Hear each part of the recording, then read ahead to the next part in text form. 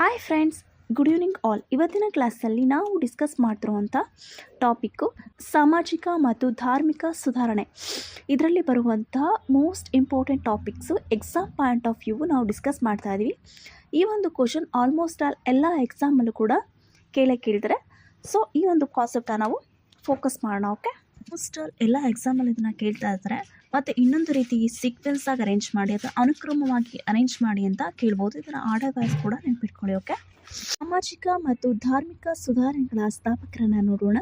ಮೊದಲನೇದಾಗಿ ಬ್ರಹ್ಮ Samaj Rajaram Mohan Roy, Prarthana Samaj Atmaram Pandurang, Satyashodhak Samaj Mahatma Jyotiba Phule, Arya Samaj Swami Dayanand Saraswati, Ramakrishna Mission Swami Vivekananda, Theosophical Society Madam H P Blavatsky ಮತ್ತು ಅಮೆರಿಕದ Colonel ಎಚ್.ಎಸ್.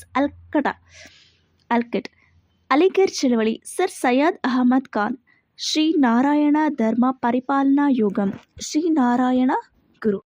Okay, next Brahmo Samaj 1828ರಲ್ಲಿ ಸ್ಥಾಪನೆಯಾಗುತ್ತೆ. ಸ್ಥಾಪನೆಯನ್ನು ಮಾಡಿದವರು ರಾಜಾರಾಮ್ ಮೋಹನ್ ರಾಯ್.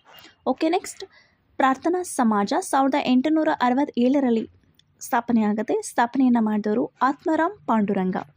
ನೆಕ್ಸ್ಟ್ ಸತ್ಯಶೋಧಕ ಸಮಾಜ 1873ರಲ್ಲಿ ಸ್ಥಾಪನೆಯಾಗುತ್ತೆ. ಸ್ಥಾಪನೆಯನ್ನು ಮಾಡಿದವರು ಮಹಾತ್ಮ ಜ್ಯೋತಿಬಾ ಫೂಲೆ.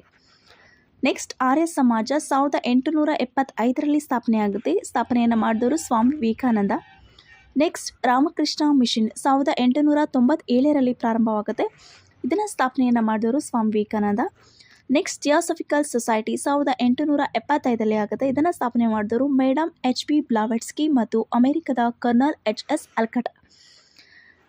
ಇನ್ನು ಅಲಿಘರ್ ಚಳವಳಿ 1875ರಲ್ಲಿ ಸ್ಥಾಪನೆಯಾಗುತ್ತೆ. ಇದನ್ನು ಸ್ಥಾಪನೆಯನ್ನು ಮಾಡಿದವರು ಸರ್ ಸೈಯದ್ ಅಹಮದ್ ಖಾನ್.